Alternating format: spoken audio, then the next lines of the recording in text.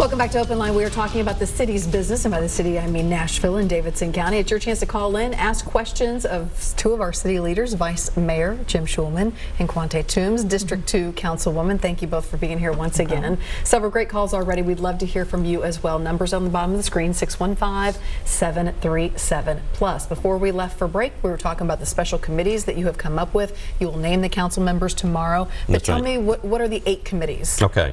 Why are Nashvillians not voting? What steps can be taken working with the school board to make sure that teachers do not have to pay out of pocket for school supplies?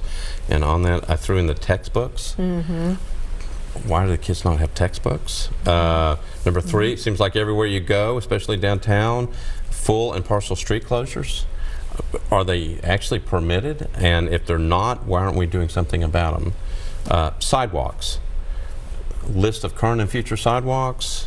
How's the list determined? Why is it so expensive to build sidewalks? Number 5, 37208. We talked about that one. Number 6, teachers, firefighters, police, metro employees.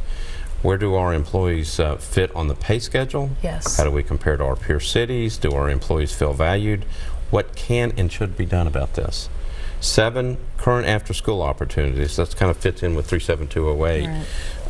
Current after-school opportunities for our young people in Nashville, and what should they be? I know we've got this NASA program, which is really good in Nashville, run through the libraries, but I'm particularly concerned about kids running around late at night because they don't feel like they have a safe place to go, and so they're just out there. And if you have a community center open 24/7, gives them a safe place to go. The last one is enforcement of the codes. So council gets up and passes a lot of ordinances, and we say we're going to do this, and we pass all these great ordinances. Like the scooters. But yeah. Well, I'm not. Well, people will probably start calling in about that. But if you're going to pass a bill and you're going to pass an ordinance, then you got to have enforcement. Sure. Or else the bill is no good. And so those are the 8 special committees. They're going to run again until the end of January. Council members, citizens, and if it works, we'll do it again next year. And the idea is, A, to find real solutions, but also to do it before the budget process. That's correct. So if we say we need a community center in this area, or we need X, Y, or Z, or we want to fund teachers and firefighters and police at this level, here's how we can do it over the next 10 years, get them to where they need to be. That's exactly right. So suppose that Councilmember Toombs comes up with this idea. She gets on the 37208 committee, and again they'll be announced tomorrow.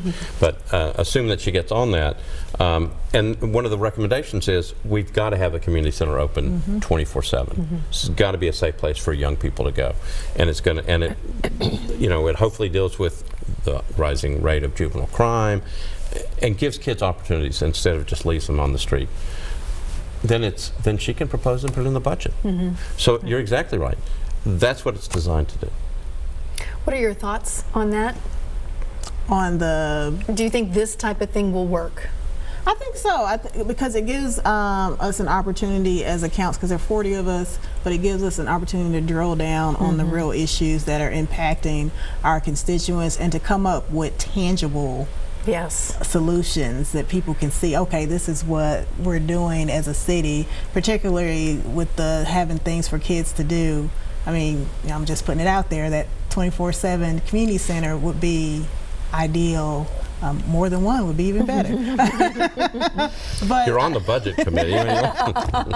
Make it happen. But I think this is a really good and innovative. Kudos to you, Vice Mayor Shulman, of helping us to really focus on some key issues that are impacting our community. Because you know, whether you're running for election the first time or running for re-election, when you knock on someone's door and asking for their vote, they say, well, what are you actually going to do? Right. Or what have you done that I can see proof of? Well, so when you get the 4 years goes by, again, really fast, we'll look up and we'll go, what did we do? I think this is designed to say, specifically, these are specific issues that are potentially solvable. Because it's not like, again, you know, how do we deal with world peace, or how do we deal with affordable housing? These are specific issues that have potential solutions to them, and we just have to figure out what they are. I'd like to pick your mind on this. You've been on the council for a long time, since what, 1999? Thanks a lot. Is that right? Well, so I did take a break for a while. So I think I took 3 weeks off. But, No, I'm just but kidding. you've been a resident for a very long time here, regardless. Is it true, the perception that maybe the council went from kind of like, how can we make Nashville more attractive to the world? And now it seems like the focus is saying, okay, how do we make Nashville great for our people? Right. Do you feel like that's a proper characterization of what's happening in focus? Yeah, something happened. I mean, 15 years ago, I would drive around downtown and go, I'm driving around a big city and there's no traffic downtown. Yeah. And it's like everybody just, at 5 o'clock, everybody goes home and there's nothing down here. All of a sudden, I don't go downtown, after 5 because I'm going to be can't stuck go for to several that. hours. Yeah. And now we hear of people who, used to go to the Symphony and won't go downtown anymore. These are long-term Nashville residents, and it's just too much. It's too, there's too many people downtown. It's too crowded. These things are about quality of life, but it's also about, I think, getting our priorities straightened back up. So, school teachers were mad at us last year. Police were mad at us. Firefighters, Metro employees. I think everybody was mad at us. Yeah, pretty much. So, yeah, thank you. You were probably mad at us. I wasn't mad at you, but right. we covered a lot of them. But I know, so people were mad at us. So, priorities, education, priority, public safety, priority, making government work better, priority. We have to get our priorities straightened back up. And I think that's what people have been asking for several years. And I think that's what they're expecting us to do. And we should be held accountable for it. And so the idea was, we're going to get in here and start dealing with all these big issues, but I want us to focus on quality of life issues. I really want to know why teachers have to pay out of pocket for school supplies. If education is, the opportunity for young people to get that start and to succeed, and we can't find the money to make sure that buy them books or buy them lab equipment or whatever, we got to get that straightened up. Yeah. Right. And so the idea is to get it straightened up quickly. All right. We're going to go back to the phone lines. We have George on the line. Hi, George. Thanks for waiting on me. George, you with me? Yes, ma'am, I sure am. Thank you for your patience. Go ahead. Okay, I tuned in a little bit late. That gentleman that's there with you, is he the vice mayor? Yes, sir. Jim Shulman. Okay. Well, this question is directed to him personally. Sir, with all due respect to you, okay, the only reason things are not working out for the average citizen in Davidson County and throughout the United States government is simply because there is not enough black representation in our political system, okay? And the reason for that being, it's money. All right, now, if we had more people in the Davidson County government, okay, we would have a representation practically equal to that of Caucasian people that's in our government. There's nothing wrong with making excuses. There's nothing wrong with making sweetheart deals with the land grabbers that have taken over Nashville. I am 73 years old. I have lived in this city all my life, with the exception of the time I served twice in the military. There is no excuse. Dialogue is wonderful, but without action, dialogue means nothing. That beautiful black woman that's sitting next to the vice mayor, I don't know what her position is. She's a council member. To her. Ma'am, you are a minority in Nashville, and we are a minority in America. We need representation, okay, from our people in the government. And the only way we're going to get that is when these politicians come to the black churches and make their pitch about what they want to do and the way they want to vote and this and that. We as black people should ask these people, regardless of whether they're white, black, or whatever, what is your basic plan for the entire community of Davidson County? What is it? And if they don't give you a sensible answer, don't vote for them. Because once politicians get in office, they join a private club of sort of political intelligent people with money and character and all that good stuff. But that means nothing to the average citizen. It's the average citizens in this city that makes Nashville what it is, what it was, and what it will be in the future. There's no excuse. You can, all this political correctness in which you this talk and that talk means nothing without action. Dr. King gave his life so that everybody in this nation could have a fair and equal chance to be represented.